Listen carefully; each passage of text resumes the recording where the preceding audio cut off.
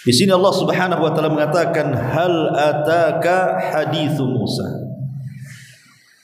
Sudahkah sampai kepadamu wahai Muhammad tentang kisah Nabi Musa? Kisah Nabi Musa berbeda dengan kisah-kisah nabi-nabi yang lainnya, karena banyak pelajaran yang bisa kita petik dalam kisah perjalanan. Makanya kisah Nabi Musa itu dianjurkan di dalam Islam untuk dibaca seminggu sekali. Kapan itu? Di hari Jumat. Kita disuruh untuk selalu mengingat kisah Nabi Musa alaihi salatu wassalam di dalam surah Al-Kahfi. Setiap Jumat bayangkan kita dianjurkan, disunnahkan membaca surah Al-Kahfi. Kenapa? Karena dalam surat itu ada kisah Nabi Musa alaihi salam.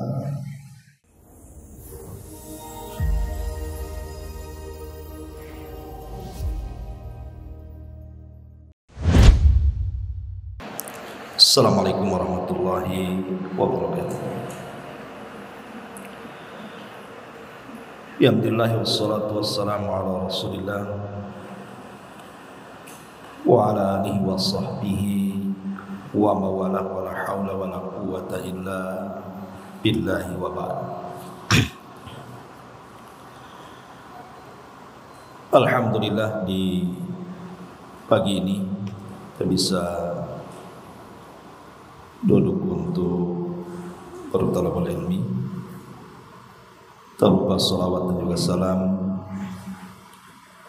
kita hadiahkan kepada Rasul kita Nabi besar Muhammad sallallahu alaihi wa ala alihi wasallam.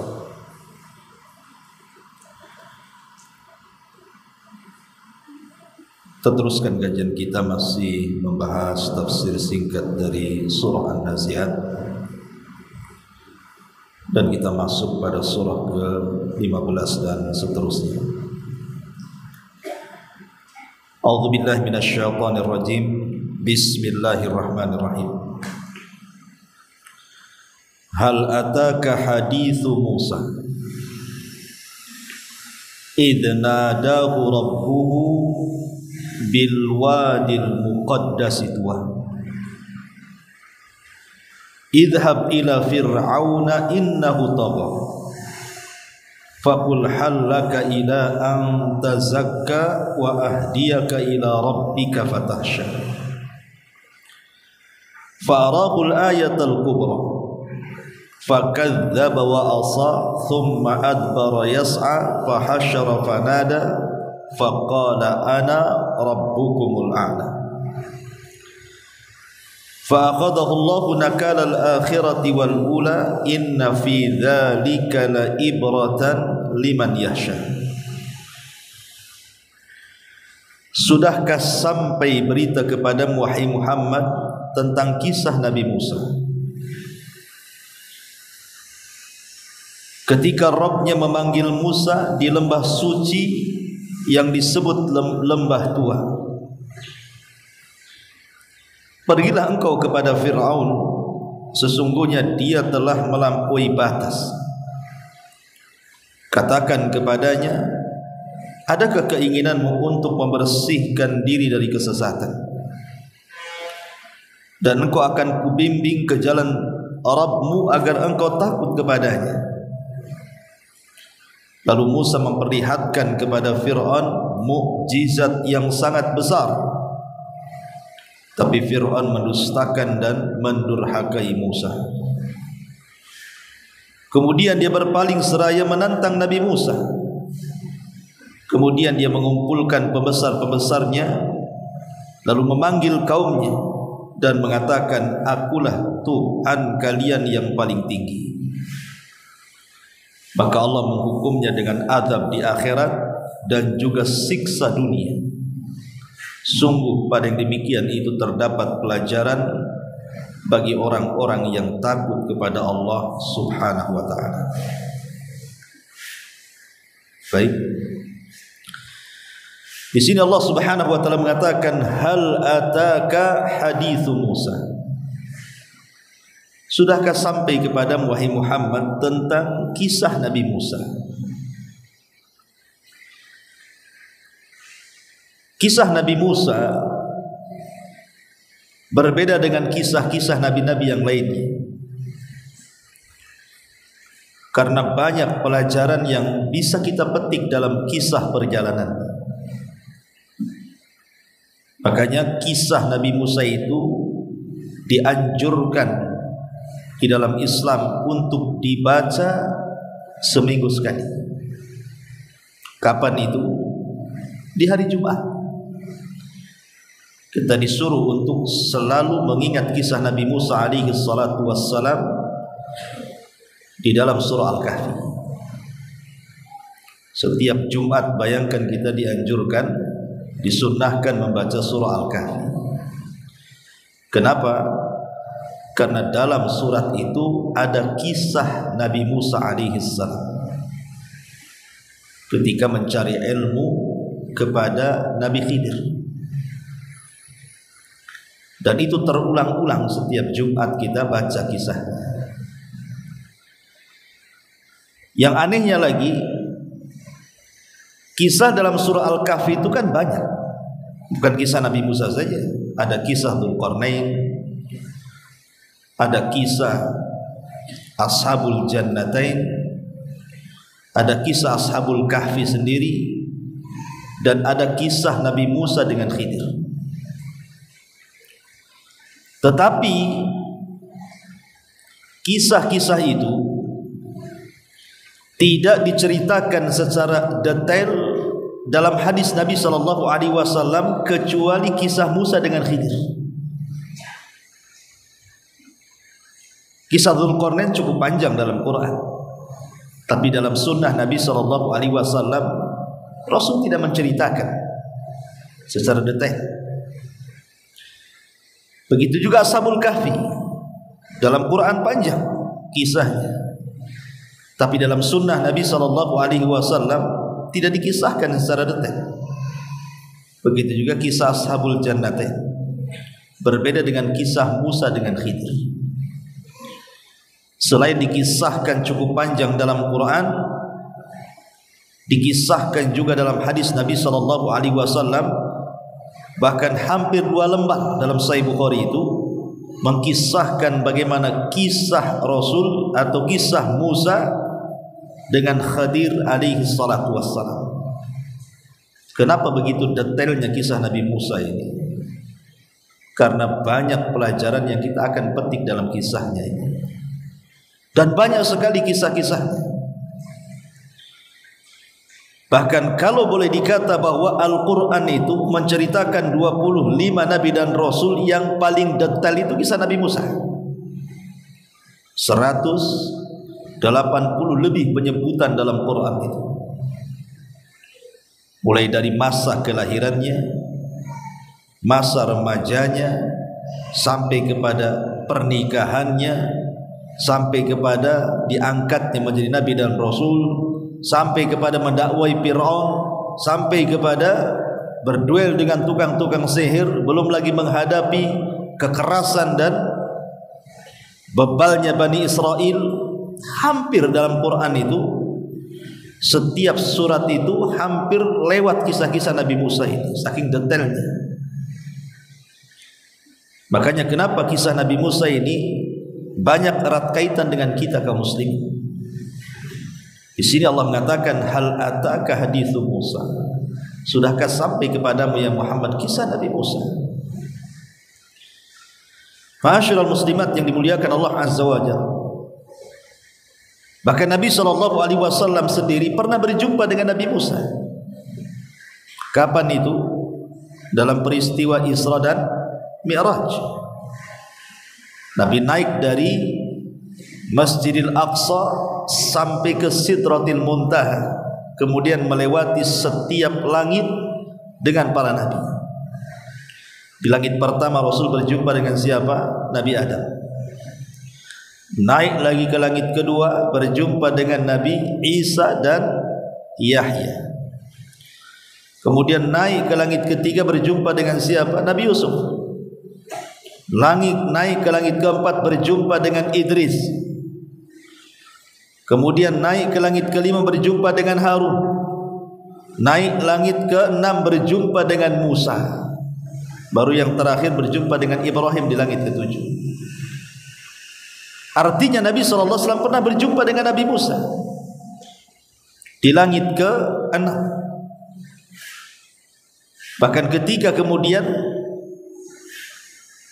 Nabi SAW diperkenalkan oleh Jibril dengan Musa, apa kata Musa? Awaqad uhiya ilaihi. Apakah Nabi yang ditunggu-tunggu di akhir zaman itu sudah dibangkitkan? Artinya semua para Nabi itu mereka mengetahui akan kebangkitan Nabi kita Muhammad SAW, bahwa nanti di akhir zaman ada Nabi yang akan diutus, dan itu sebagai penutup para Nabi. Maka bahasa Musa kepada Rasul, awaqad uhiya ilaihi, apakah sudah diwahyukan kepadanya, sudah diangkat, sudah muncul gitu ya? Ya, katanya. Maka Musa mengatakan, marhaban bi akhin salih wa nabiyyin salih. Selamat datang saudaraku yang baik dan Nabi yang baik. Kemudian Musa alaihi salatu wassalam tiba-tiba menangis melihat Nabi. Kemudian Rasul heran, kenapa dia melihat aku menangis? Maka Jibril kemudian memberitahu bahwa Musa berkata, ketika dia menangis, kok ada orang yang datang belakangan dan dia lebih muda dibandingkan diriku dan usianya lebih singkat dibandingkan diriku, tapi mempunyai umat lebih banyak masuk surga dibandingkan umatku. Jadi umat Nabi SAW adalah umat yang terbanyak masuk surga dibandingkan umat-umat sebelum Nabi SAW. Makanya Musa alaihissalam dikiranya dialah umat terbanyak. Seperti ketika Nabi SAW dimimpikan, kemudian dilihatnya ada sekelompok kaum yang sangat besar pada hari kiamat. Kata Nabi SAW, fadhanantu annahum ummati, kusangka itu umatku. Tapi Jibril mengatakan bukan, itu adalah Musa dan kaumnya. Baru melirik ke daerah lain, ke tempat lain, rupanya ada kaum yang jauh lebih besar dibandingkan kaum Musa. Kata Jibril, itulah umatmu yang sebelah sana. Tapi dari sekian banyak umatmu itu ada 70.000 orang yang masuk surga tanpa hisab dan adab.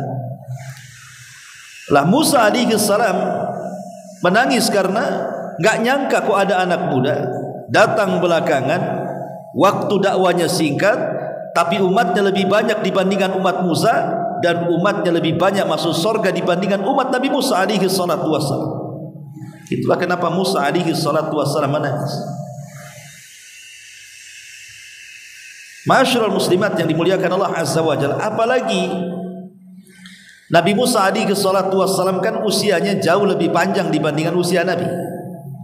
Karena umat-umat dulu itu kita tidak meragukan usia mereka jauh lebih panjang, bukan hanya usia saja, postur-postur tubuhnya pun mereka lebih besar dan lebih tinggi kan. Adam alaihi salatu wassalam bapak kita aja 60 hasta atau 30 meter. Dan Rasul mengatakan maka umat setelahnya akan semakin pendek posturnya, semakin pendek posturnya, semakin sedikit usianya, semakin sedikit usianya, maka seperti kita rasakan tinggi kita ya segitu-gini saja kan gitu. Dan usia umat kita juga, umat Rasul sallallahu alaihi wasallam hanya berkisar 60 sampai 70. Tapi umat dulu panjang-panjang. Bahkan ada seorang ibu menangisi putrinya yang meninggal. Kemudian ketika ditanya berapa usia putrimu, dia mengatakan 60 tahun. Jadi 60 tahun itu masih kecil zaman itu kan. Sekarang 60 tahun dan nenek-nenek lah kan. Zaman dulu kan masih anak-anak 60 tahun itu. Karena usia orang dulu kan panjang-panjang. Secara logika usia yang panjang itu kan ada kesempatan untuk berdakwah dan memperbanyak pengikut. Dan usia Nabi SAW dalam berdakwah tidak lama, hanya 23 tahun saja kan. 13 tahun di kota Mekah, 10 tahun di kota Madinah. Tapi lihat hasilnya. Umat Rasul lebih banyak jauh jumlahnya dibandingkan umat Musa, dan lebih banyak yang masuk surga dibandingkan umat Musa alaihi salatu wassalam. Makanya Musa alaihi salatu wassalam menangis karena kok bisa ada umat yang datang belakangan, umatnya kok lebih banyak. Kemudian Nabi SAW Mi'raj sampai ke Sidratil Muntaha.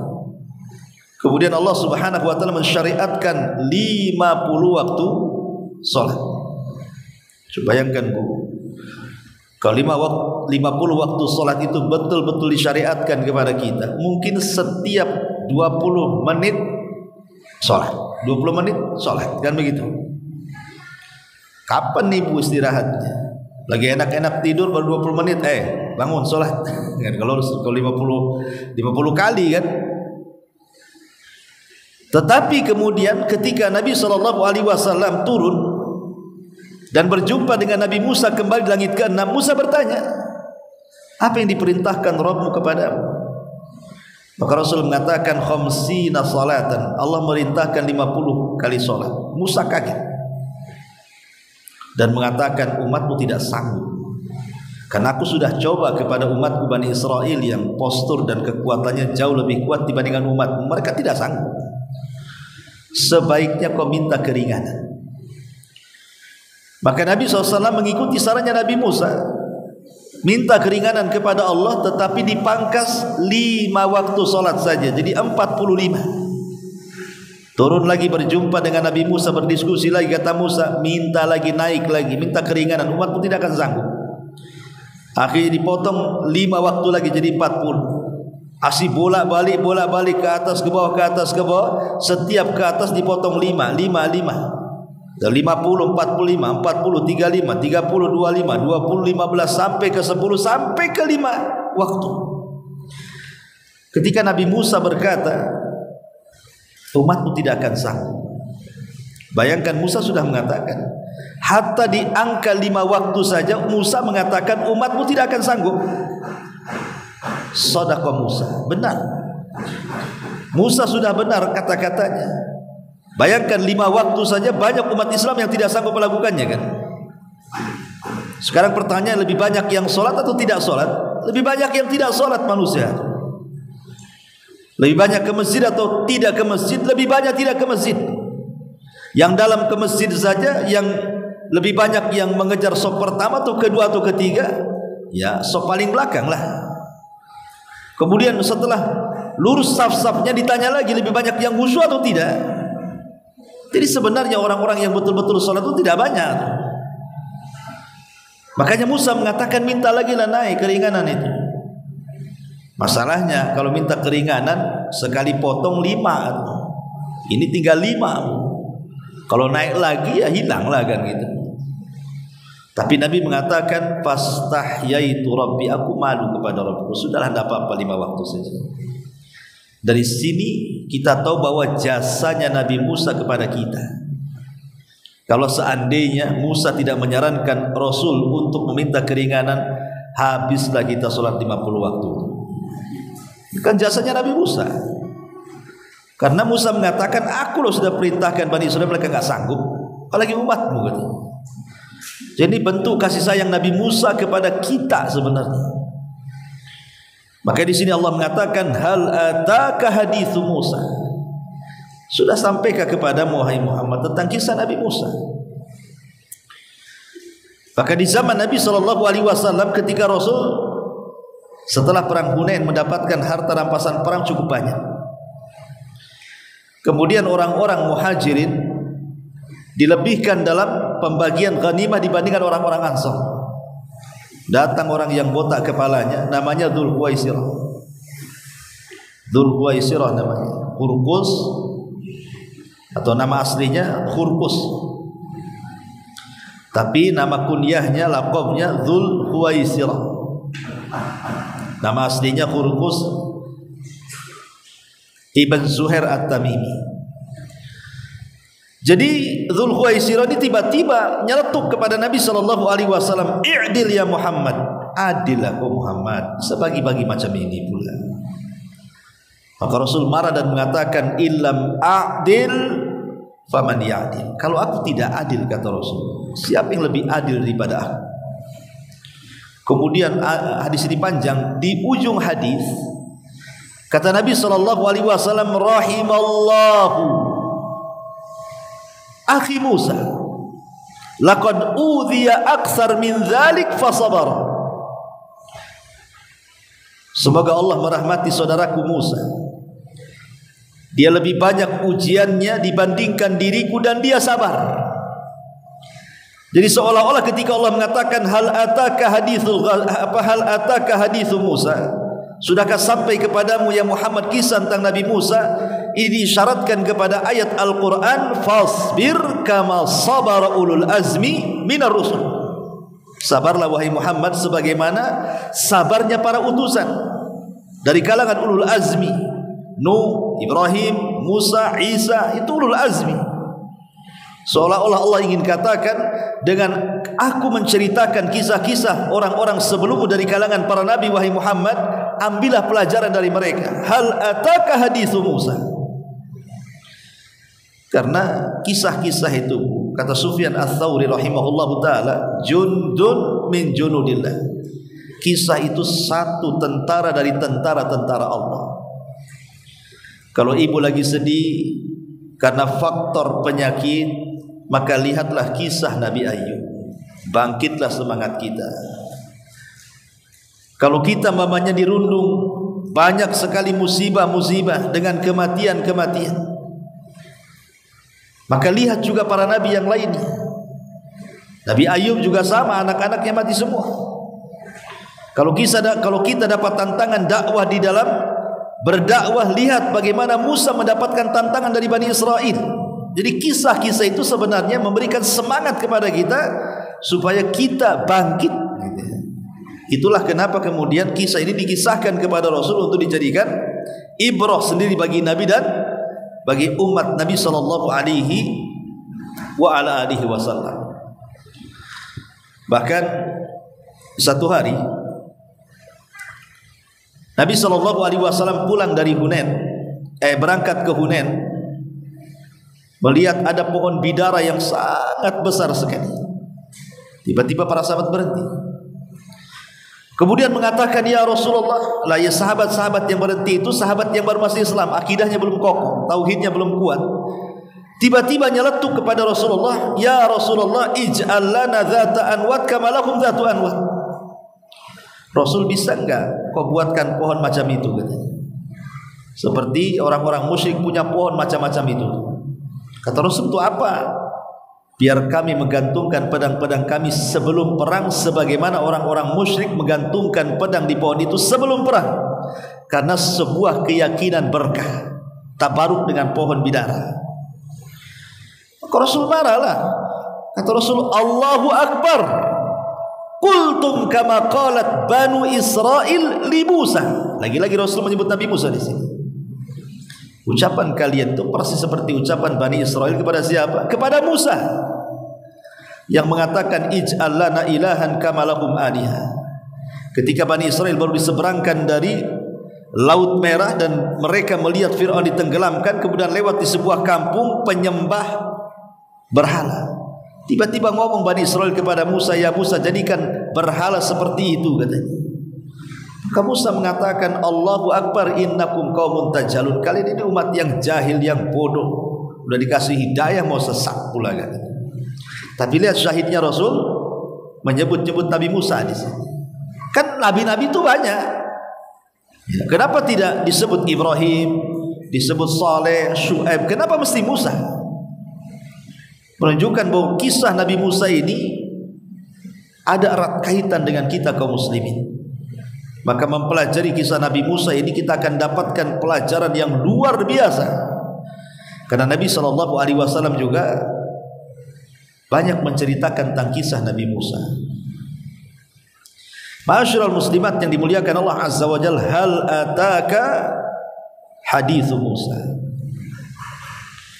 Di dalam Al-Quran, kisah-kisah para nabi itu tidak semua detail dikisahkan.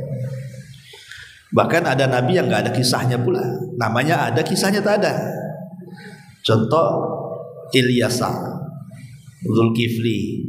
Namanya disebutkan dalam Quran, tapi kisahnya nggak ada. Ya, tidak dalam Quran, tidak pula dalam Sunnah.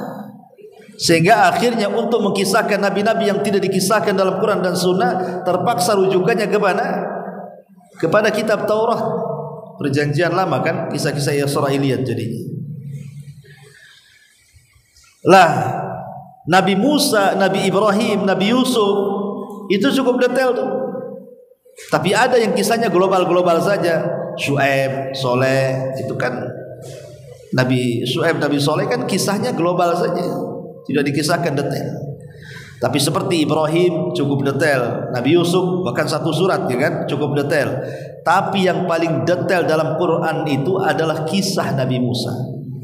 Tidak ada kisah para nabi yang jauh lebih detail, lengkap dari kecil dewasa sampai tua kecuali kisah Nabi Musa. Nah, salah satunya dalam surah An-Nazi'at ini. Hal ataka hadithu Musa. Sudahkah sampai kepadamu kisah Nabi Musa alaihi salatu wassalam? Idh nadahu rabbuhu bil wadil muqaddasi tuwa. Ketika Tuhanmu, ketika Rabbmu memanggil Nabi Musa di lembah suci, yaitu lembah tua. Di mana lembah tua ini? Ada yang mengatakan lembah tua itu di sebuah gunung namanya Sinai, atau disebut dengan Gunung Musa, dan itu terletak di semenanjung Sinai, Mesir. Jadi letaknya di Mesir. Ini satu pendapat. Pendapat yang kedua, maksudnya bukit tua itu artinya bukit Tursina, terletak di barat daya Syam, yang kemudian orang-orang menyebutnya dengan Jabal Zaitun, Gunung Zaitun. Dan kalau itu yang dimaksud bukit tua adalah Jabal Zaitun, berarti berada di sekitar Baitul Maqdis, artinya masih wilayah Palestina, bukan di Mesir. Ya, ini pendapat yang kedua. Pendapat yang ketiga, dan di versinya orang-orang Yahudi, bahwa bukit tua itu tempat Musa berbincang dengan Allah Azza wa Jal adalah di selatan Nablus. Di selatan Nablus itu ada gunung namanya Tur, masih Palestina sebenarnya, masih daerah Palestina juga. Jadi disitulah kemudian orang-orang Yahudi menganggap bahwa disitulah Nabi Musa alaihi salatu wassalam mendapatkan wahyu, di lembah tua. Jadi di sini ada tiga pendapat. Satu, yang dimaksud lembah tua itu artinya Gunung Sinai, dan Gunung Sinai itu disebut dengan gunungnya Musa, dan itu terletak di Mesir. Yang kedua, yang dimaksud di sini bukit tua adalah Tursina, terletak di barat daya Syam. Di situ ada gunung namanya Jabal Zaitun. Kalau itu yang dimaksud, berarti Jabal Zaitun itu berada di sekitar Baitul Maqdis, masuk wilayah Palestina. Tapi yang ketiga, bukan di barat daya Syam, tetapi terletak di selatan Nablus. Artinya di situ ada gunung yang orang-orang menyebutnya Tur, dan itu masih kawasan Palestina. Wallahu alam. Ya, ini kan masalah-masalah sejarah begini tidak bisa kita pastikan. Kalau memang penyebutan bukit tua itu jelas di Mesir atau Palestina, tentu Quran menyebutkannya kan. Ketika Quran tidak menyebutkan, hanya menyebutkan bukit tua, berarti penyebutan secara detail tidak penting. Karena Quran itu bukan kitab sejarah harus detail sekali kan gitu. Quran itu kitab hidayah, cukup poin-poinnya, maka itulah Quran menyebutkannya.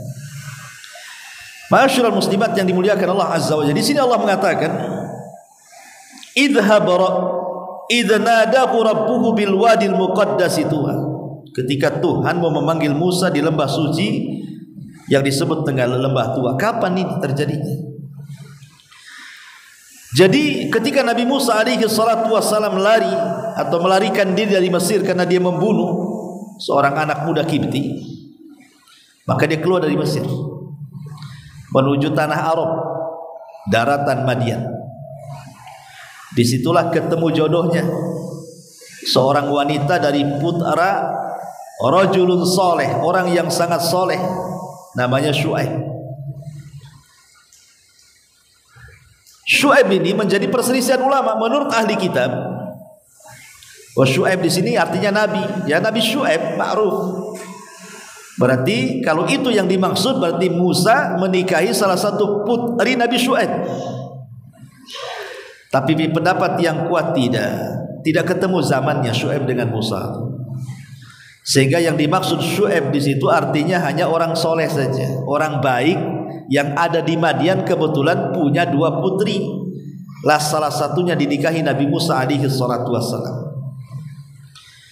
Setelah hampir 10 tahun kurang lebih Musa berada di Madian dan punya anak juga.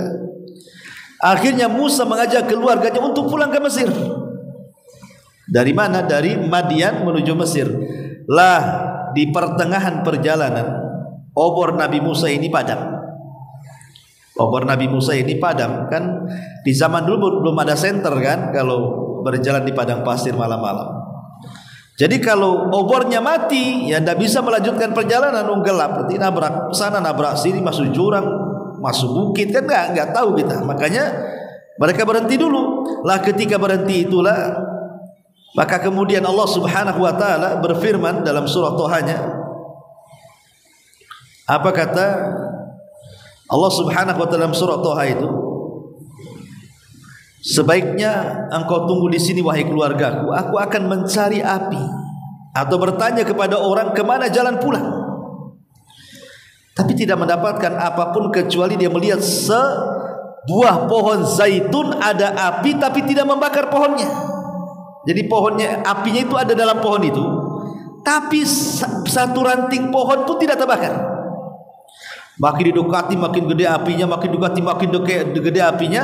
Tiba-tiba dikejutkan dengan suara dari balik api di pohon zaitun ini dan mengatakan, innani ana rabbuk fakhla na'laika innaka bil wadil muqaddas tuwa.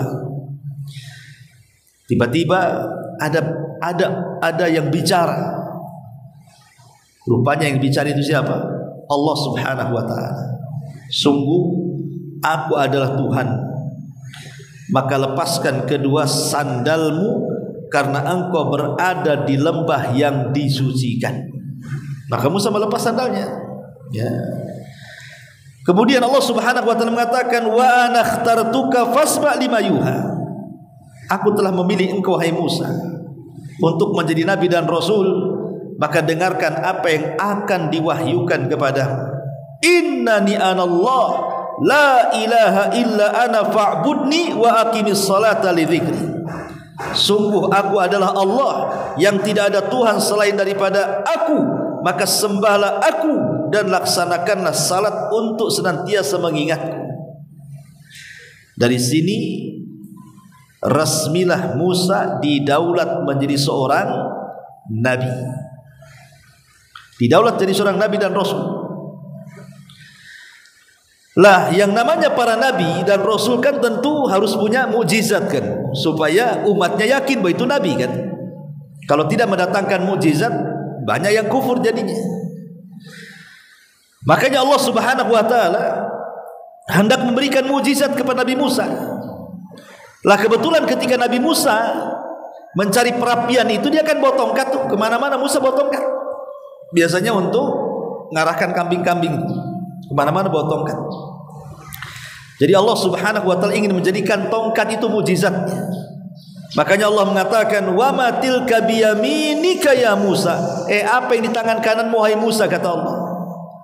Maka Musa mengatakan, qala hiya asaya atawakkau 'alaiha wa ahassu biha 'ala ghanami wa liya fiha ma'aribu ukhra.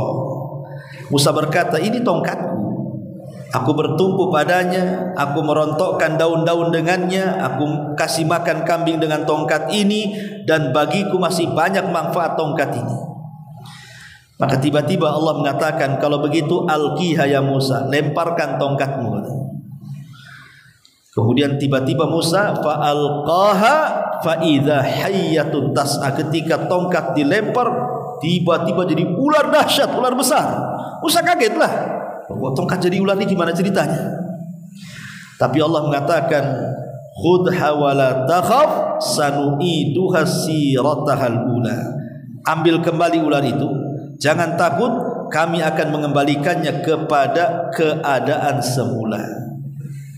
Masalahnya Musa tidak tahu itu mukjizat. Kata Allah suruh ambil kepalanya, nanti akan kembali kepada semula, maksudnya nanti jadi tongkat lagi gitu kan. Tapi kan Musa gak yakin, takut dia. Gimana ini? Dipegang buntut, nyaplok kepala, dipegang kepala, makin nyaplok lagi kan gitu ya. Takutlah Nabi Musa. Makanya Allah mengatakan jangan takut, terserah mau ambil dari arah mana, mau dari buntut, mau dari kepala, nanti balik jadi tongkat tuh. Ketika dipegang betul jadi tongkat lagi. Ini bukan sulap, bukan sihir, ini mukjizat ya. Cukup sampai di sini? Tidak. Allah ingin bekali mukjizat yang lainnya. Qala khudha wa la takhaf sanu'iduha siratahal ula wadmam atau wadmim wadmum yadaka ila janahika takhruj baydha min ghairi su'i ayatan ukhra, dan kepitlah tanganmu ke ketiakmu. Maksudnya begini, nah, suruh begini, masukkan itu tanganmu ke ketiakmu seperti ini, kemudian tarik lagi. Maka tiba-tiba ketika Musa melakukan seperti itu, tangannya bercahaya. Tangannya bercahaya. Jadi Allah mengatakan dan kepitlah tanganmu ke ketiakmu, niscaya ia keluar menjadi putih bercahaya tanpa ada cacat. Bukan berarti ada cacat di tanganmu gitu ya, sebagai mukjizat yang lain untuk. Makanya Nabi Musa kan mencari penerangan untuk jalan. Jadi Nabi Musa tidak perlu bawa obor lagi, cukup dengan tangannya saja terang semua kan itu. Kemudian Allah mengatakan sanurika min ayatinal kubra, untuk kami perlihatkan kepadamu sebagian dari tanda-tanda kebesaran kami yang sangat luar biasa. Lah setelah Musa berdialog dengan Allah, dipertontonkan oleh Allah mukjizat yang akan dibawanya, mulailah Allah perintahkan tugas kepada Nabi Musa. Apa tugasnya? Idhab ila fir'auna innahu tagha. Pergi kau ke Fir'aun. Itu si Fir'aun itu tagha, melampaui batas. Ibu, istilah Fir'aun itu dalam Quran sering saya jelaskan ya. Kalau disebut kata Fir'aun berarti ini merujuk kepada apa? Kepada gelaran. Fir'aun itu gelar, bukan nama. Dia gelar bagi seorang raja yang pernah berkuasa di Mesir. Maka siapapun yang pernah berkuasa di Mesir disebut Fir'aun. Sehingga Fir'aun itu bukan satu orang tapi banyak orang. Fir'aun 1, Fir'aun 2, Fir'aun 3, begitulah. Sama dengan kalau orang-orang Persia menyebut rajanya Kisra, orang-orang Romawi menyebut rajanya Kaisar, orang-orang Yaman menyebut rajanya Tubah, orang-orang Ethiopia menyebut rajanya Najasyi. Lah orang-orang Mesir menyebut rajanya Fir'aun. Tapi siapa Fir'aun ini? Dan kalau Allah menyebut kata Fir'aun dalam Quran, berarti yang dimaksud Fir'aun di zaman Nabi Musa. Karena di zaman Nabi Ibrahim ada Fir'aun juga, di zaman Nabi Yusuf ada Fir'aun juga. Tapi kalau disebutkan kata Fir'aun dalam Quran, berarti bercerita tentang Fir'aunnya Nabi Musa. Tidak ada kaitan dengan Fir'aun Nabi Yusuf, tidak di zaman Nabi Yusuf atau di zaman Nabi Ibrahim. Ma'asyiral muslimat yang dimuliakan Allah Azza wa Jalla, ada 3 pendapat ulama. Yang pertama, siapa Fir'aun di sini? Menurut peneliti Yahudi, Fir'aun yang dimaksud Fir'aun Nabi Musa adalah putra daripada Akhnatun. Jadi ada orang namanya Akhnatun, itu pernah berkuasa di Mesir dengan kejayaannya. Kemudian punya putra Akhnatun namanya Tut'anhuamun. Tut'anhuamun namanya. Itulah putra daripada Akhnatun. Itulah yang dimaksud Fir'aun di zaman Nabi Musa, Tut'anhuamun ini. Tetapi versi Yahudi, Tut'anhuamun ini tidak mati tenggelam, tapi mati karena dipukul kepalanya oleh Nabi Musa. Makanya sebab pukulan Nabi Musa itu meninggal dia. Buktinya apa? Buktinya muminya Fir'aun yang ada di Mesir. Di Mesir kan ada mumi Fir'aun tuh, ya. Lihat kepalanya, di situ ada coakan. Nah, itu berarti Fir'aun itu tidak mati tenggelam, tapi mati dipukul kepala. Itu versi Yahudi. Tapi tentu kita umat Islam menolak, karena jelas-jelas Quran mengatakan Fir'aun itu mati di lautan, bukan mati dipukul kepala gitu maksudnya ya. Tapi ini kan pendapat. Pendapat yang kedua, maksudnya Fir'aun di sini adalah Ramsis Ats-Tsani. Jadi jasad Fir'aun yang ditemukan di Mesir yang sekarang dimumikan itu adalah Ramsis yang kedua. Ramsis pertama kakeknya. Ramsis itu diambil dari kata Ramsis.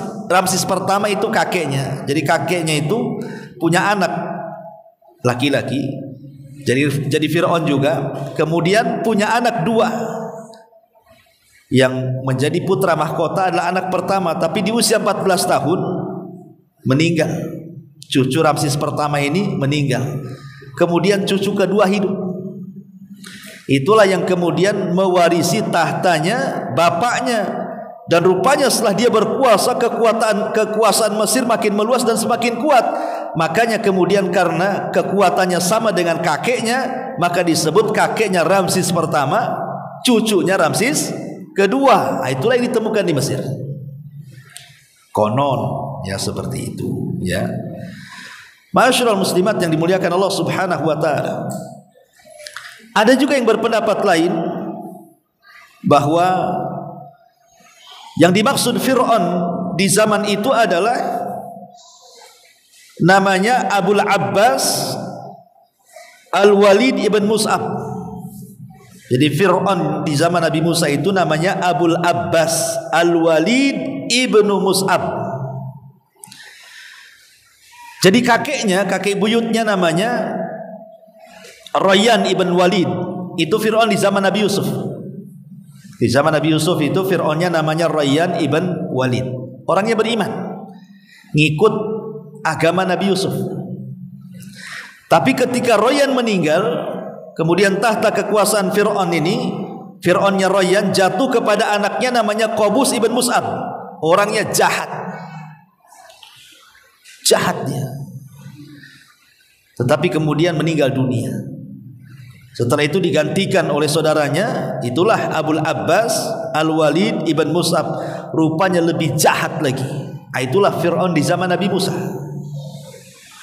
Dari sini kita tahu bahwa kita tidak bisa memastikan yang mana satu, apakah Fir'aun di zaman Nabi Musa itu namanya Ramsis, ataukah namanya Abul Abbas Al-Walid ibn Mus'ab, atau namanya Tut-Anhu-Amun gitu ya. Tidak penting bagi kita. Quran hanya mengatakan Fir'aun ya Fir'aun. Sebagaimana Nabi SAW mengatakan setiap umat ada Fir'aunnya, dan Fir'aunnya umat ini Abu Jahal, kata Rasul. Adapun siapa namanya tidak penting.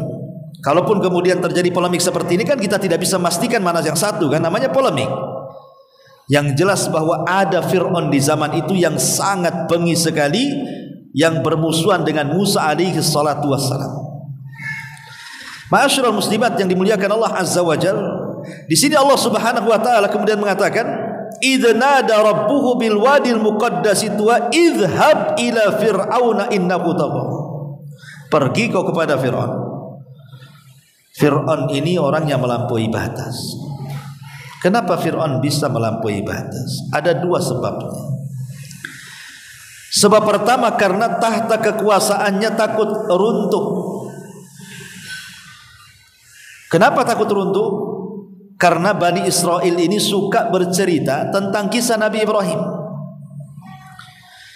Jadi dulu Nabi Ibrahim ketika hijrah dari Babylon Irak ke Palestina, kemudian karena terjadi pacaklik, akhirnya Ibrahim hijrah lagi dari Palestina ke Mesir. Sempat tinggal di Mesir beberapa waktu. Rupanya istrinya diculik Raja Mesir, Raja Fir'aun Mesir di zaman Nabi Ibrahim. Mau dirobek kehormatannya, tapi Allah selamatkan. Akhirnya Raja pun malah memberikan hadiah berupa budak namanya Hajar. Ibrahim marah. Sehingga Ibrahim kemudian berdoa kepada Allah agar nanti satu hari keturunannya ada yang bisa menggulingkan kekuasaan si Fir'aun ini. Lah kata-kata Ibrahim ini, doa Ibrahim bahwa kelak nanti dari anak turunanku akan ada yang menggulingkan kekuasaan Fir'aun ini, terus ucapan ini ternukil dari generasi ke generasi sampai kepada Bani Israel. Kedengaran sama Fir'aun di zaman Nabi Musa. Jangan-jangan ucapan-ucapan itu benar, doanya Ibrahim itu bahwa nanti akan ada dari keturunannya yang akan menumbangkan kekuasaan Fir'aun. Dari situlah dia mulai bengis Fir'aun itu, karena takut kekuasaannya jatuh. Yang kedua disebabkan mimpi. Jadi dalam mimpinya kemudian Fir'aun melihat ada api dari Palestina, kemudian merayap sampai ke Mesir, membakar semua kota dan semua negara kecuali perkampungan Bani Israel, tidak tersentuh api itu. Kemudian ketika bangun, besoknya tidur mimpi itu lagi, bangun besoknya mimpi itu lagi, berkali-kali. Akhirnya Fir'aun pun mengumpulkan penasihat spiritualnya, para dukunnya, para peramalnya. Ini apa takwil mimpiku kok berulang-ulang kayak gini nih ya. Maka kemudian mereka pun sepakat bahwa akan lahir dari Bani Israel yang akan menumbangkan kekuasaanmu. Dari dua penyebab inilah Fir'aun menjadi togoh, melampaui batas. Mulailah dia melakukan pembantaian sesuka hati dan dia mengaku dirinya sebagai Tuhan di hadapan rakyatnya. Ana rabbukumul a'la, kata. Saya Rabb kalian yang paling tinggi, kata. Ma'asyiral muslimat yang dimuliakan Allah Azza wa Jalla. Kemudian faqul halaka ila an tazakka. Maka katakanlah kepada Fir'aun, adakah keinginanmu untuk membersihkan dirimu dari kesesatan? Jadi sebenarnya ketika Nabi Musa alaihi salatu wassalam hendak berangkat ke Fir'aun itu, Musa ketakutan. Takut kalau dakwahnya ditolak. Apalagi pernah punya kasus di Mesir kan. Jadi Musa alaihi salatu wassalam melirik abangnya. Siapa abangnya? Harun. Ya, dia mulai melirik abangnya. Kenapa kemudian dilirik abangnya?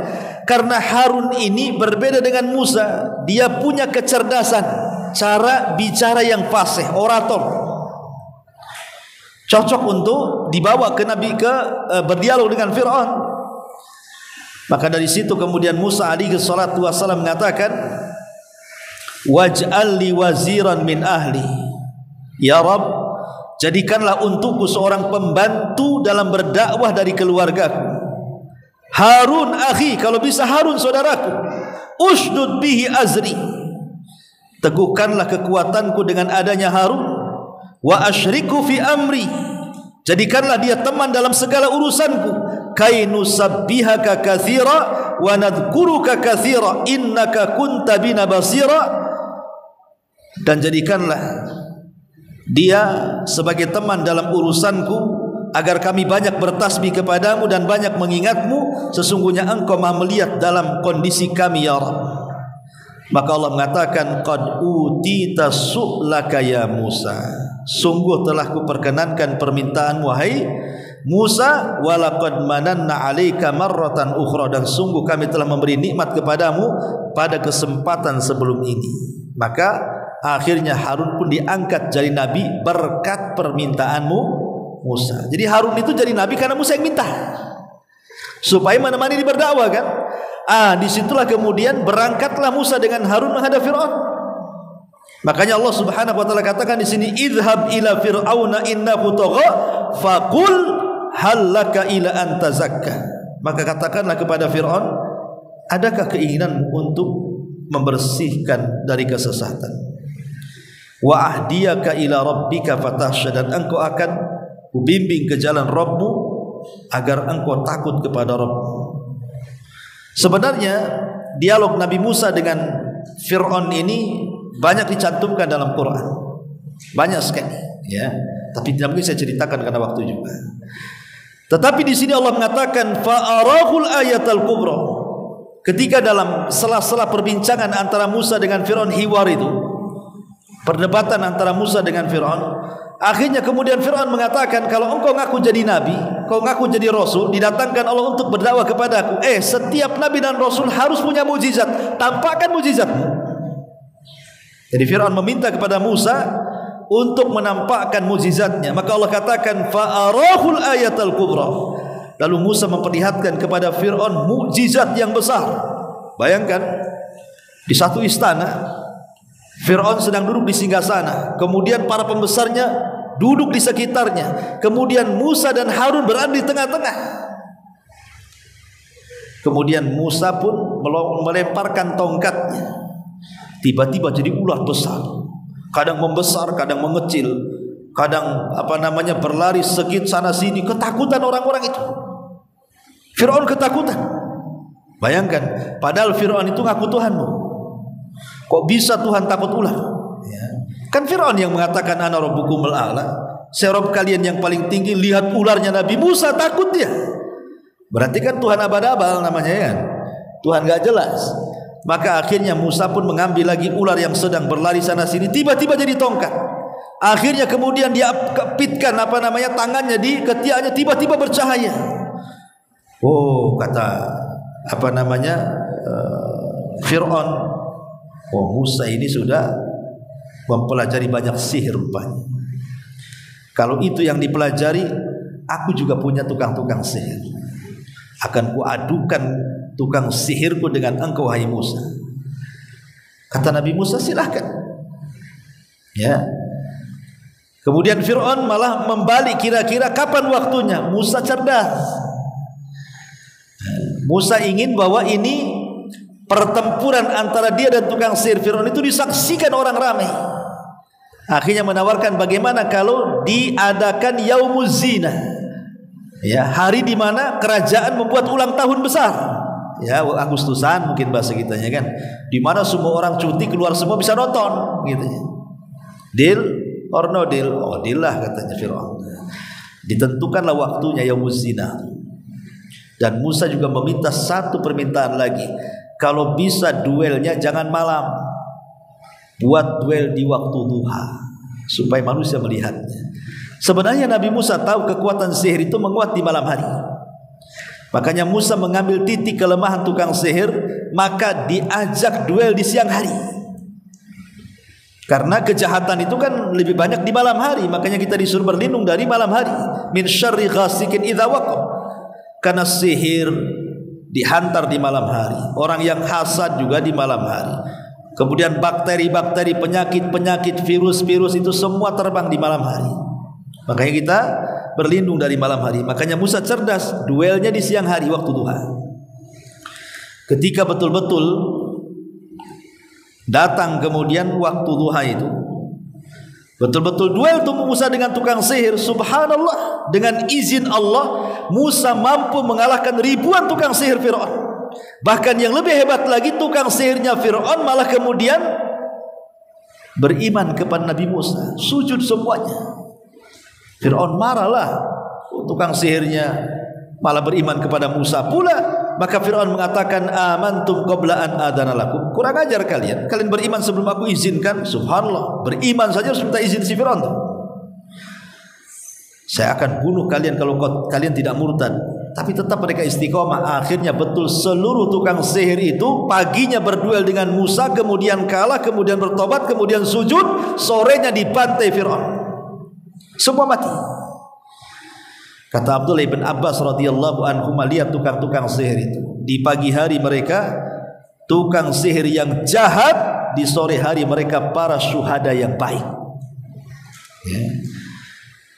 Tetapi melihat kenyataan seperti ini, Fir'aun pun tidak mau juga beriman. Makanya Allah mengatakan, fakadzdzaba wa asa. Fir'aun bukannya beriman, justru makin mendustakan dan makin durhaka kepada Musa. Tsumma adbara yas'a, kemudian dia berpaling seraya menentang Nabi Musa. Fahasyara fanada, maka Fir'aun pun mengumpulkan seluruh orang-orangnya. Faqala, dan dia mengatakan, ana rabbukumul a'la, saya Rabb kalian yang paling tinggi. Ana rabbukumul a'la, kata. Bayangkan, dosa mana lagi yang paling dahsyat, yang paling besar dibandingkan seorang hamba mengaku dirinya Tuhan. Makanya sejak itu Fir'aun itu orang yang paling bejat, yang paling melampaui batas, dan namanya selalu terukir buruk baik dalam kitab Taurat, Injil ataupun Quran. Kalau disebut Fir'aun saja konotasinya sudah nggak benar. Dan sampai hari ini tidak ada orang tua kalau punya anak namanya Fir'aun. Siapa nama anaknya, Bu? Fir'aun, Ustaz. Nggak ada. Ya. Nggak ada orang ngasih nama anaknya Fir'aun karena tahu siapa Fir'aun. Disebut Fir'aun itu hanya untuk mencela saja. Dasar Fir'aun kamu, kan itu ya. Hanya untuk mencela orang aja karena memang Fir'aun itu begitu. Makanya Rasul ketika melakobi Abu Jahal, Fir'aun. Kata Rasul, likulli ummah Fir'aun wa Fir'aunu hadhil ummah Abu Jahlin, katanya. Setiap umat punya Fir'aun dan si Fir'aunnya umat ini Abu Jahal, kata Rasul. Melakobi orang dengan Fir'aun kan Rasul sallallahu alaihi wasallam karena ya Fir'aun memang orangnya jahat. Sebab itulah setelah kejadian itu Fir'aun tidak berani mengganggu Nabi Musa.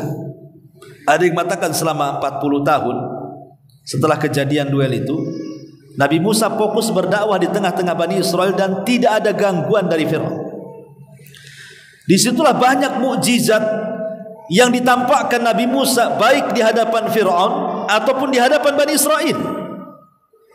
Seperti apa umpamanya mukjizatnya? Ingat, Nabi Musa itu kan dikenal dengan 9 ayat, 9 mukjizat yang disebutkan dalam Quran itu.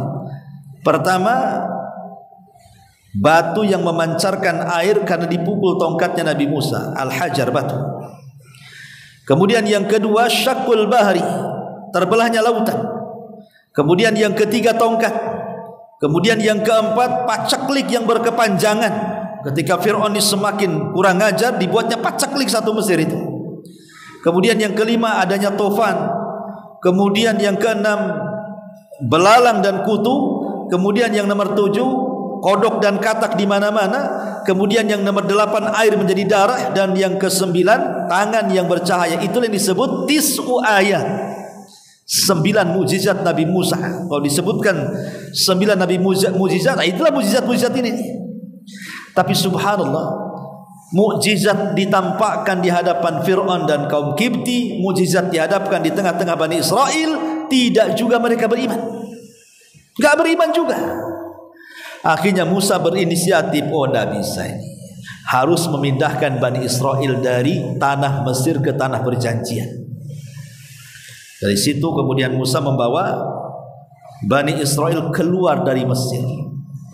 Fir'aun tahu, nggak terima. Akhirnya kemudian Fir'aun pun menyusul Bani Israel dan meniatkan untuk membantainya mereka semuanya.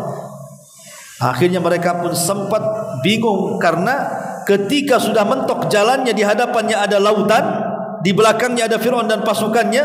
Mereka mengatakan kepada Nabi Musa, innahum lamudrakun. Ya Musa, lihat, si Fir'aun sudah dekat dengan kita, dia melihat kita, ini bagaimana nasib kita nih? Tapi Musa mengatakan, innama iya rabbi sayahdin. Jangan takut, kebersamaan Allah itu pasti Allah nggak mungkin membiarkan kita, pasti kasih jalan nanti. Lihat keyakinan Nabi Musa, tawakalnya kuat kepada Allah. Harusnya kita seperti itu. Dalam kondisi genting, kaitkan hati dengan Allah, nanti akan dicarikan jalan keluar. Ini kan dalam kondisi genting nih. Di belakang Fir'aun dan pasukannya, di depan pula lautan, nyawa mereka terancam. Ini kan genting namanya. Tapi Rasul mengajarkan tawakal yang kuat kepada Nabi Musa mengajarkan tawakal kuat kepada Bani Israel. Inna ma iya rabbi sayahdi. Ingat kebersamaan kita dengan Allah, Allah pasti akan carikan jalan keluarnya. Kenapa yakin kali Musa akan selamat coba? Karena Musa mengingat waktu kecil. Waktu Musa masih bayi, dimasukkan di kotak sama ibunya. Kalau hendak menyusui, ditariklah kotak itu dari sungai Nil. Kemudian disusui, habis disusui ditaruh lagi di kotak, dihanyutkan lagi karena takut dibunuh oleh Fir'aun dan tentaranya. Allah takdirkan kotak pula itu hanyut. Kotak itu dibuat bukan dengan perhitungan, karena memang kotak itu asal-asalan dibuatnya. Dan kotak asal-asalan bisa saja Musa tenggelam. Tapi Allah selamatkan Musa kecil itu yang belum ada tenaga sama sekali untuk berenang kalau tenggelam. Ini waktu kecil tidak punya tenaga, masih bayi, Allah selamatkan. Sekarang Musa jadi nabi, tidak mungkin gak Allah selamatkan. Makanya dia yakin mengatakan, tenang, kebersamaan Allah bersama kita, pasti ada jalan. Betul, Jibril turun dari langit. mengarahkan Musa untuk memukulkan tongkatnya di lautan itu. Terbelah menjadi 12 jalan. Kenapa 12 jalan? Karena 12 kabilah Bani Israel, masing-masing dikasih jalan masing-masing. Ketika mereka sudah di seberang, Fir'aun pula nyusul disangka jalan pada lautan. Ketika Fir'aun di tengah-tengah lautan itulah Allah katakan di sini, fakadzdzaba wa asa thumma adbara yas'a fahasyara fanada faqala ana rabbukumul a'la fa akhadahu Allahu nakalal akhirati wal ula. Maka Allah hukum si Fir'aun ini dengan azab baik di akhirat ataupun siksa dunia. Siksa dunia Allah tenggelamkan, fa aghraqna, Allah tenggelamkan Fir'aun dan seluruh prajuritnya, tidak ada yang selamat. Adapun kalau memang betul yang selamat jasadnya Fir'aun itu hanya untuk sebagai bukti bahwa sejarah itu ada. Walaupun tidak bisa dipastikan apakah mumi Fir'aun hari ini itu Fir'aun di zaman Nabi Musa kah atau Fir'aun di zaman setelahnya kah, wallahu a'lam. Tapi yang jelas bahwa Allah abadikan jasadnya Fir'aun untuk menjadi sebuah ayat. Makanya di sini Allah mengatakan inna fi dzalika la ibratan liman yakhsha.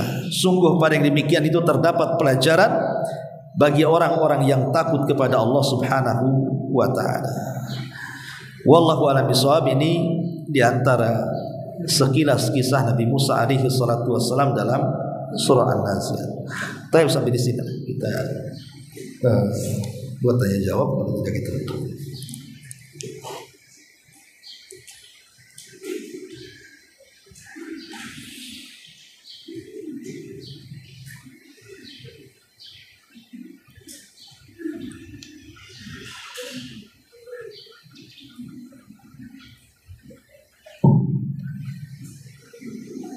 Assalamualaikum Ustaz. Waalaikumsalam. Ada dua pertanyaan. Yang pertama, tadi dikisahkan Ustaz dan kita juga sudah membaca bahwa kisahnya Nabi Musa ini paling banyak dalam Al-Quran, Ustaz. Iya. Terus tadi Ustaz juga ada singgung masalah kisah Nabi Musa di kitab selain kitabnya kitab Al-Quran. Yang aku tanyakan Ustaz, berarti kisahnya Nabi Musa di dalam Injil atau dalam Taurat itu tidak dirubah dengan mereka, ya Ustaz? Wallahu a'lam. Alhamdulillah. Yang jelas bahwa Taurat dan Injil itu adalah kitab yang sudah tidak bisa dipertanggungjawabkan keotentikannya. Itu saja. Kenapa? Tentu alasannya beda dengan Quran. Kalau Quran itu memang Allah sendiri menjamin penjagaannya. Allah yang jaga. Mana dalilnya? Inna nahnu nazzalna dzikra wa inna lahu lahafidun. Kami yang turunkan Quran, kami yang akan menjaganya. Jadi Allah sendiri yang menjamin. Tapi tidak ada jaminan kepada Taurat, Injil dan Zabur. Makanya dengan seenak perutnya mereka merubah-rubah, dan Al-Quran menjelaskan bagaimana buruknya tabiat orang-orang ahli kitab itu.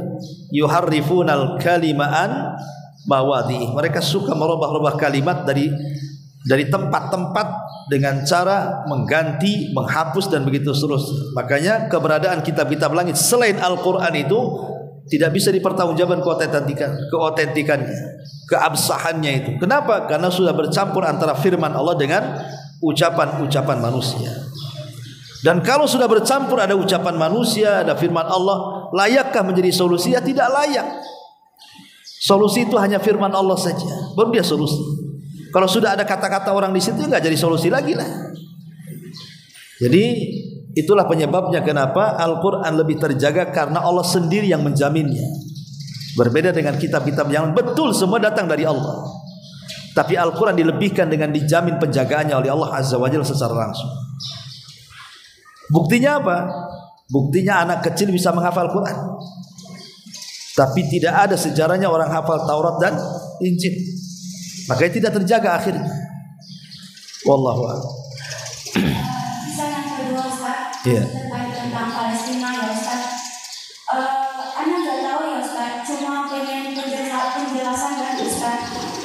2 hari belakang ini, kisah-kisah atau foto-foto anak Palestina itu sudah berubah gambar ya Ustaz. berubah menjadi semangka yang banyak yang kita lihat di profil, bahkan dijadikan seperti permainan di kartun makan semangka dan hal-hal yang lain yang anak sendiri rasa tidak terima dan sedih ya Ustaz. Kenapa kita itu mengungkapkan sesuatu itu dengan semangka akhirnya ya Ustaz. Tapi karena anak penasaran apa sih yang dimaksud dengan semangka di sini, akhirnya ada penjelasan sedikit. Karena dilarang untuk mengibarkan bendera Palestina. Itu yang pertama, apakah ini benar? Terus gimana sikap kita ya Ustaz sebagai pengajar ini yang sudah tahu bahkan menyebarkan kartun-kartun semangka itu di mana-mana ya Ustaz. Seharusnya kan bukan itu, kita harus menyebarkan banyak doa, tapi kok malah saudara-saudara seiman kita terutama umat ini ikut gencar dalam kartun-kartun semangka dan memberi reaksi dengan hal yang demikian. Apa itu dibenarkan sekarang? Pak Mati itu jual semangka nggak? Ini jual semangka pula deh. Gini ya, media itu yang megang bukan kita. Media itu yang megang orang Yahudi. YouTube nih siapa yang punya? Yahudi. Jadi kalahnya kita umat Islam itu karena tidak megang media. Yang memegang media dunia ini, Facebook, YouTube, apa semua itu semua orang-orang bukan orang Muslim. Ada Yahudi, Nasrani semua. Sehingga mereka mudah mempropaganda sebuah keinginan. Yang jelek jadi baik, yang baik jadi jelek. Kan media kan begitu. Yang hitam itu bisa jadi putih kalau sudah lewat media. Ya, dengan terus diiklankan lama-lama terpengaruh orang. Awalnya sih biasa-biasa saja, tapi lama-lama menonton akhirnya jadi yakin. Itulah media. Jadi ma'asyiral muslimat yang dimuliakan Allah Azza wa Jalla, saya nggak tahu karena ini baru dapat berita tentang semangka ini. Saya tidak tahu apakah propaganda dari orang kafir, nanti saya pelajari. Tapi yang jelas bahwa kondisi Palestina saat ini semakin hari itu kan semakin memarah, bukan semakin membaik. Bayangkan per hari ini saja sudah hampir 1 bulan kan, hampir 29 hari atau mungkin 28 hari, 29 lah sekarang kan. Itu yang mati saja sudah menembus angka 10.000, bayangkan. Anggaplah 30 hari sudah menembus angka 10.000 jiwa, kebanyakan anak-anak kecil. Yang 3.000-nya itu anak-anak kecil, itu pun yang sudah terdata, yang hilang nggak tahu kemana. 1.000-an lebih juga katanya, media itu mengatakan seperti itu. Apalagi sekarang ini seperti jalur Gaza, Palestina secara umum, nggak ada jalur internet lagi. Kan Israel sudah memutus internet. Konon katanya ada Starlink atau apa istilahnya, itu pun ya kadang mati kadang hidup karena tergantung baterai. Sehingga sekarang ini yang betul-betul memegang media tentang kondisi Israel itu cuma 2. Kalau berita tidak dari Israel, dari Amerika, cuma 2 saja. Jadi yang bisa memberitakan kondisi Palestina itu cuma 2 itu saja. Kalau nggak Israel, Amerika. Karena tidak mungkin di sana nggak ada internet, cemana mau berkomunikasi, mau nyoting video, mau menjelaskan kondisi mereka, internet pun tak ada. Dan itu memang taktiknya orang-orang kafir barat seperti itu. Jadi seolah-olah kemudian nanti kondisi Israel yang seolah-olah dizalimi oleh Palestina, kemudian kondisi Palestina pula berita tak ada sih, diulang-ulang itu aja, gambarnya tak ada. Ya memang gimana kondisi internet tak ada. Makanya sebenarnya ma'asyiral muslimat yang dimuliakan Allah Azza wa Jalla, kalau melihat berita itu carilah sumber-sumber yang terpercaya. Jangan kemudian mencari sumber yang terkenal menyebar hoaxnya. Menyebar hoax macam-macam, kayak tadi pagi saya jelaskan juga. Ada informasi Imam Mahdi sudah ada di Palestina sekarang. Kapan-kapan Imam Mahdi ke Palestina? Gempa di Baida aja belum. Kan ada gempa tuh dengan kemunculan Imam Mahdi. Tak ada gempa pun tahu-tahu muncul kata di Palestina. Mahdi yang mana? Yang Mahdinya Syiah bukan Mahdinya ahli sunnah kan. Nah, kemudian sekarang memang berusaha kemudian Barat itu mulai memecah belah kaum muslimin dengan cara apa? Digiring kepada pemahaman perpecahan dalam masalah agama. Oh, itu kan Syiah, itu kan Sunni, itu kan sini, akhirnya dilupakan tentang kondisi orang Palestina. Makanya saya nasihatkan, sudah jangan cerita Hizbullah, jangan cerita Hamas, jangan cerita Iran, jangan cerita Lebanon, jangan cerita Yaman, jangan cerita sudah. Sekarang ini bukan itu pembahasannya. Kalau itu fokus yang dibahas sampai kiamat gak selesai, namanya Sunni dengan Syiah itu memang berbeda gitu ya. Sekarang akidah juga beda. Tapi sekarang kenyataan di depan mata kita ini jelas-jelas loh, Zionis Israel ini, Zionis Yahudi ini menyerang kaum muslimin. Yang diserang anak-anak, yang diserang perempuan, yang diserang orang-orang yang tidak sanggup angkat senjata. Ini peperangan yang jelas antara mukmin dan kafir ini. Jangan lagi cerita-cerita yang lain. Ini fokus ke sini. Kecuali kalau memang jelas Zionis Yahudi melawan tentara Hizbullah, gitu jelaskan. Atau hanya melawan Hamas saja, tidak ada sipil masuk-masuk di situ. Tapi tidak, Israel ini udah gila. Yang diserang itu membabi buta, ada semuanya sekarang ini. Yang salah Hamas karena katanya nyerang duluan, tapi yang jadi korban warga sipil. Dan ini nggak tanggung-tanggung dalam sejarah nih. Sebulan 10.000 jiwa tuh, bayangkan. Subhanallah. Makanya para ulama fatwakan seperti Syekh Utsman Khamis baru-baru ini berfatwakan, sudah jangan meruncingkan kepada perselisihan antara Sunni dan Syiah di sini. Sekarang pikirkan nasib kaum muslimin yang ada di Palestina. Mereka butuh kita, butuh doa kita. Kita bersyukur kepada Allah. Mereka sudah menjaga Baitul Maqdis, menjaga Masjidil Aqsa yang kita tidak bisa menjaga. Mereka yang jaga, kita ini nggak jaga di sini. Dan kalau seandainya kita jaga Masjidil Aqsa seperti mereka, saya kira kita nggak sanggup. Karena orang sana itu sudah terbiasa seperti itu, penyiksaan, pembunuhan, pengeboman dari zaman ke zaman sudah biasa. Anak-anaknya pun sudah doktrin seperti itu kan. Kalau kita hidup di sana tak was-was saja hari-hari. Makanya kita berterima kasih kepada mereka. Lah sebagai bentuk terima kasih sekarang saudara kita dibantai, kita doakan mereka. Kita doakan mereka supaya Allah berikan perlindungan, penjagaan, Allah kalahkan orang Zionis Yahudi, Allah lindungi warga Palestina, dan Allah menangkan para mujahidin di sana, dan begitu seterusnya. Nanti kalau sudah merdeka, menang, itulah urusan Hizbullah, urusan nantilah dibahas, itu ada sendiri pembahasannya para ulama yang akan bicara. Tapi bagi kita kaum muslimin, maka kita katakan bahwa mereka saudara kita dan kita saudara mereka. Dan sesama saudara harus saling membantu. Innamal muslimuna ikhwatun. Muslim itu bersaudara. Ya. Jadi lupakan soal semangka. Ya. Sudah fokuskan doa.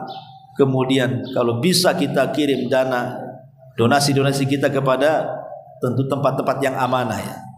Karena biasanya ada oknum tertentu, mereka mengolek dana-dana Palestina, rupanya tidak sampai ke Palestina, sampai pula ke Pesak dia.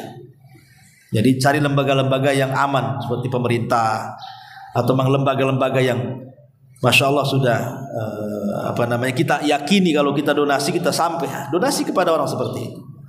Dan sering saya katakan jangan ikut-ikut menyebar berita hoax. Wallahu a'lam. Ustaz, iya. Boleh sedikit Ustaz, tadi kan secara global ya Ustaz bilang jangan kita bicarakan masalah semangka ya Ustaz. Yeah. Ini kan Instagramnya dilihat oleh semua umat Ustaz.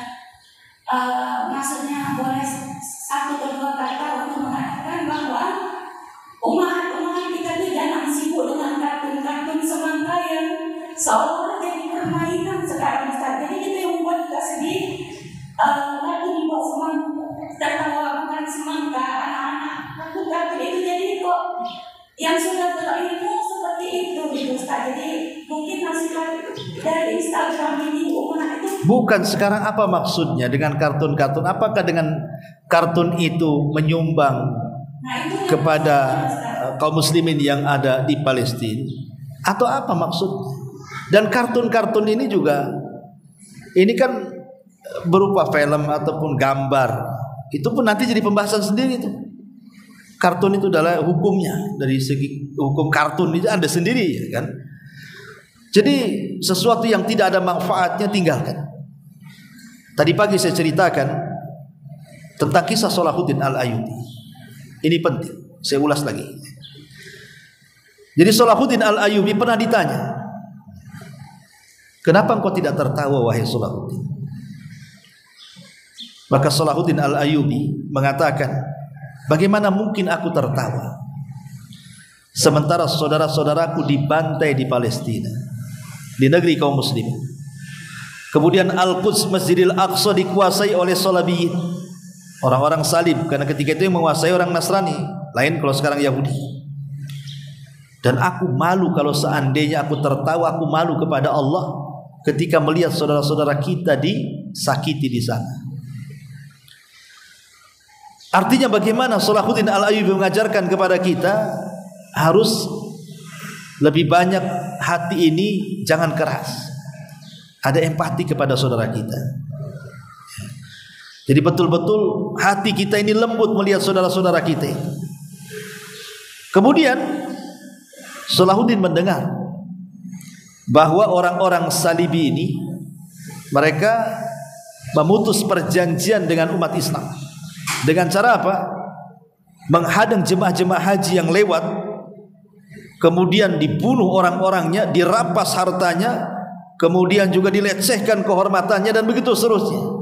Dan dikatakan kepada para jemaah haji yang dirusak itu, yang dihadang, dirampok, dibunuh itu, kata Al-Akhnat, raja Nasrani di zaman itu mengatakan, katakan oleh kalian, aina bi Muhammadikum, di mana Muhammad kalian? Hal sayukhallisukum, apakah dia akan menolong kalian? Mana Muhammad kalian? Ketika mendengar kata-kata itu Salahuddin Al-Ayyubi marah. Kemudian satu malam dia bertahajud dan mengatakan, ya Allah, aku sudah dengar kata-kata ini. Berikan izin kepadaku, aku ingin menggantikan posisi Muhammad Rasul untuk membela umatnya. Maka keesokan harinya dikumpulkan pasukan yang besar. Kemudian dikatakan kepada pasukannya, sudikah kalian membela Nabi kalian, membela agama kalian, membela umat kalian? Orang-orang Salibi mengatakan, mana Muhammad kalian? Apakah dia akan datang menolong kalian? Maka kita jawab, ya, kita sebagai wakil daripada Muhammad. Siapa di antara kalian yang ingin ikut jihad, bergabunglah. Semua pasukan bertakbir dan mengatakan, nahnu fida'u Muhammadin sallallahu alaihi wasallam. Kami siap menebus jiwa-jiwa kami untuk Muhammad sallallahu alaihi wasallam. Serbunya Al-Quds dalam waktu singkat-singkatnya tumbang orang Nasrani. Dan yang mengatakan mana Muhammad, apakah dia datang menolong kalian, ditangkap, dimasukkan ke dalam tendanya. Kata Salahuddin Al-Ayyubi, engkau yang mengatakan mana Muhammad kalian, apakah dia akan datang menolong kalian? Maka tiba-tiba dia mengatakan iya, langsung dihunus pedang, dipenggal kepalanya. Ya, lihat, ini satu kisah yang sebenarnya kalau kita paham, janganlah kita kemudian membuat hal-hal yang tertawa di tengah-tengah saudara kita yang menangis. Kadang kartun ini kan kadang-kadang ada hal yang lucu jadi tertawa. Nggak fokus apa yang dilihat di kartun itu. Lebih baik kita sholat, ambil waktu-waktu mustajab, berdoa untuk saudara kita. Dan tidak ada gunanya simbol-simbol kartun-kartun, film-film itu tidak ada gunanya sama sekali. Bukan itu yang dibutuhkan, karena itu melalaikan. Bukan makin mengingatkan kepada saudara kita, justru dengan cara seperti itu malah melalaikan. Kadang tujuan baik belum tentu baik itu. Makanya kemudian saya nasihatkan, sudah yang jelas-jelas saja. Yang jelas-jelas saja, berdoa, bantu donasi, dan juga ambil waktu-waktu yang mustajab. Wallahu a'lam. Sudah hampir 10:30. Mudah-mudahan ada manfaatnya. Ya, subhanaka bihamdika, asyhadu an la ilaha illa anta, astaghfiruka wa atubu ilaik. Intinya bahwa tolong beradab, berakhlak kepada Allah. Membahas tafsir dari surah Al-Imran lahirlah Imam Muslim, Abi Dawud, Tirmidzi, Ibnu Hibban. Jadi ketika Yunus alaihi salatu wassalam terkena undian itu,